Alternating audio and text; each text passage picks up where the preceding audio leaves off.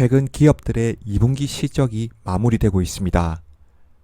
이번 실적 발표에서 가장 시장의 주목을 끌었던 건 현재 시대적 패러다임인 AI가 실제적으로 기업의 수익성에 어떤 영향을 미치는지, 그리고 AI를 주도하고 있는 빅테크들의 증가하는 카펙스 투자일 겁니다. 지금 빅테크들의 AI 군비 경쟁은 AI 시장을 주도하기 위한 AI 플랫폼을 장악하기 위한 전쟁입니다. 빅테크들은 지금까지 IT 환경을 지배해왔고 앞으로 변화하는 IT 환경에 적응하기 위해, 그리고 변화에 대응하기 위해 AI에 선제적으로 투자하고 있습니다. 그리고 현재 모든 인류가 IT 환경에 손쉽게 접근할 수 있는 것처럼 인류가 AI 환경에 손쉽게 접근할 수 있을 때까지 투자는 이어질 겁니다. 지속적인 투자를 통해 AI 시대를 주도할 수는 있을 겁니다. 그 과정에서 도태되는 IT 기업도 있을 것이고 엄청난 비용 투자를 감내해야 할 겁니다. 하지만 이러한 AI에 대한 무제한적 카펙스 투자가 고객의 입장에서 얼마만큼의 효용을 가지고 올까요? 현재 빅테크들은 AI 주도권을 위해 엄청난 카펙스 투자를 하고 있습니다. 아마존, 마이크로소프트, 알파벳과 메타는 24년 2분기에 카펙스로 총 528억 달러를 지출했는데 이는 전년 대비 60% 많은 금액입니다. 주요 비용은 AI였죠.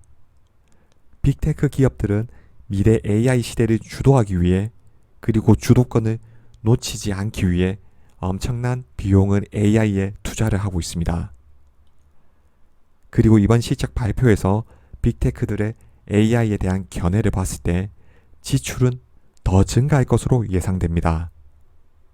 아마존의 CFO는 24년 나머지 기간을 예상했을 때 하반기에 카펙스 투자가 더 높아질 것으로 예상한다고 했습니다.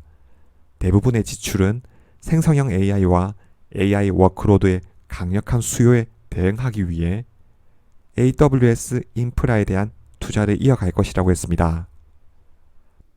메타와 마이크로소프트는 25년 카펙스 투자가 24년보다 증가할 것이라고 언급했죠. 구글의 CEO인 순다르 피차이는 AI에 대한 과소 투자의 위험이 과다 투자의 위험보다 훨씬 크다고 했습니다.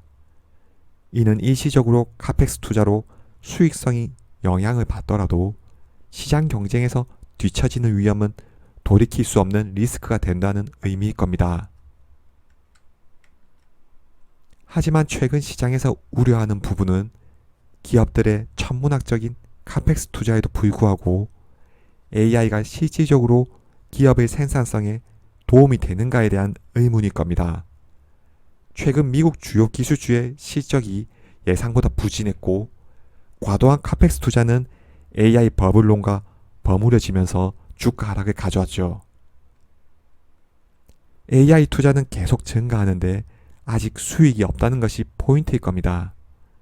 시장에서는 AI에 대한 다양한 부정적인 견해들을 쏟아내고 있습니다. 개인적으로는 AI에 상당히 긍정적인 생각을 가지고 있고 빅테크들의 지금의 카펙스 투자는 피할 수 없다고 생각하지만 시장에서 걱정거리를 만들어내는 건 다양한 이유가 있을 겁니다. 반면 팔란티어는 이러한 카펙스 투자에 상당히 자유로운 기업입니다. 오히려 판관비 증가율은 전년 대비 10% 미만으로 유지되고 있죠. AIP 부트캠프를 통한 마케팅 비용과 매출 증가에 따른 인건비는 증가했으나 카펙스 투자는 오히려 과거와 유사한 수준으로 유지되고 있습니다.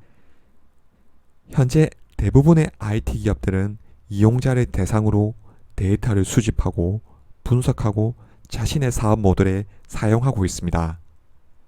현재 대부분의 기업들이 선택한 건 데이터를 통해 얼마나 수익성을 극대화하는지에 초점이 맞춰져 왔습니다. 구글과 메타, 아마존의 수익의 거대한 축은 광고 사업입니다. 무료로 접근 가능한 진입 장벽이 낮은 플랫폼을 구축하고 수많은 이용자들의 개인정보를 활용해 제3자를 위한 수익 모델을 만들어 왔습니다. 팔란티어는 사업 모델을 설계할 때 처음부터 빅테크와는 다른 길을 선택했습니다. 팔란티어는 설립 당시부터 어떻게 데이터를 활용하는지에 관심을 가지고 사업 모델을 만들어 왔습니다. 빅테크 기업들이 IT 영역에서 독보적인 기술력과 경쟁력으로 시장을 선점하고 수익화를 위해 데이터를 수집하고 활용해 왔다면 팔란티어는 처음부터 데이터를 통합해서 어떤 방향으로 사용자에게 활용될 수 있는지에 관심을 가졌습니다. 군사 영역에 최초로 활용되었고 특정 사업 영역에서 성공적으로 배포된 후 수직적 통합으로 사업 영역을 확장해 왔습니다. 이는 분명 광범위한 일반 사용자를 대상으로 서비스를 시작한 빅테크와는 확연히 다른 접근 방식일 겁니다. 팔란티어는 2003년 설립 이후 지금까지 만들어온 사업 모델이 빅데이터 분석입니다. 빅데이터 분석을 통해 문제 해결을 위한 소프트웨어를 구축해 왔습니다. 팔란티어는 자신의 제품에 대한 효용성에 중점을 두고 데이터의 본질적인 문제 해결을 위한 소프트웨어를 구축해 왔습니다. 특정 산업 분야의 수직적 통합을 이끌어 왔고 이를 통한 네트워크 효과는 확장되고 있습니다. AI에 대한 접근 방식에서도 팔란티어는 빅테크와 다른 길을 가고 있습니다. 팔란티어는 모든 AI 고객을 위한 소프트웨어가 아닙니다. 현재 빅테크들이 중점을 두고 있는 일반 사용자를 위한 서비스가 아니라 실질적으로 AI가 필요한 기업들을 위한 소프트웨어를 지향하고 있습니다. IT에 친숙한 회사가 아닌 정부 사업이나 전통산업, 제조업 기업들을 위한 소프트웨어이죠. 사실 AI로의 시대적 전환에서 변화를 가장 두려워하고 기존 사업 유지에 집착하지만 AI를 통한 생산성 향상의 효과가 눈에 띄게 나타나는 업종이 이런 전통 산업에 포진한 산업군일 겁니다. 자신이 가장 취약한 분야를 해결할 수 있는 소프트웨어가 절실한 기업들이죠. 팔란티어는 이런 기업들에게 AI가 회사 내부에 실질적으로 사용되고 생산성을 향상시킬 수 있는 방법에 대한 해결책을 제시해주고 있습니다. AI가 발전하는 방향은 대규모 언어 모델만 존재하진 않을 겁니다. 결국 데이터를 어떻게 다루는지에 대한 문제이고 최적의 의사결정을 이끌어내는 방법일 겁니다. AI를 적용한 다양한 어플리케이션이 시장에 필요한 이유이고 그 가운데 팔란티어 AI가 소비자의 선택을 받고 있는 거죠. AI를 통해 뭔가 세상을 구하거나 인간이 하지 못하는 일을 한다거나 특별한 일을 해야 하는 게 아닙니다. 사용자가 충분히 효과적으로 사용할 수 있고 기존의 업무를 처리한 것보다 효과적으로 할 수 있다면 그걸로 충분할 겁니다. 오히려 이런 단순하고 효과적인 게 널리 이용될 수 있습니다. 그런 점에서 팔란티어 AI는 소프트웨어에 쉽게 적용할 수 있는 확장성을 가지고 있는 거죠. 과거 2000년대 인터넷의 보급과 IT 혁명은 새로운 산업 생태계를 몰고 왔습니다. 이 과정에서 IT 인프라에 엄청난 카펙스 투자가 이루어졌지만 수익이라는 열매를 가져간 건 자신의 강력한 제품군을 가지고 있던 회사였습니다.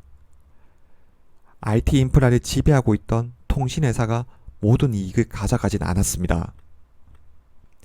페이스북은 인터넷에 존재하는 수많은 사이트 중 하나에 지나지 않았습니다. 유사한 사이트도 셀 수 없이 많았습니다. 하지만 자신의 사업군에서 이용자의 니즈를 정확히 충족시켜 줄 수 있는 역량을 가지고 있었습니다. 아마존의 초기 사업 모델은 대다수의 사람들이 의문을 품기에 충분했습니다. 온라인 상거래라는 새로운 사업 모델은 그 당시에 아무런 인프라도 없었고 언제 망한다고 해도 이상할 게 없는 회사였죠. 하지만 온라인 상거래를 원하는 이용자들의 니즈를 확실하게 채워줬고 이용자들의 바탕으로 서비스를 확장해 나갔습니다.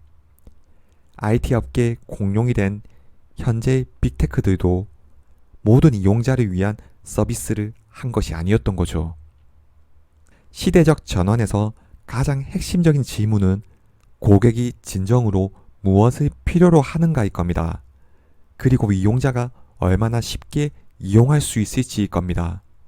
결국 고객에게 실질적으로 효용을 주는 제품군은 시대적 전환에서 승리해 왔습니다. 이번 영상은 여기까지입니다. 시청해주셔서 감사합니다.